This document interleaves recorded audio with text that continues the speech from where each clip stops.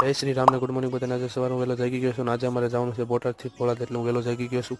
પછી હું અને મારા પપ્પા ગાડી લઈને નીકળી ગયા પોળાદ જવા માટે. બીજા બધા ઇકોમાં આવતા હતા.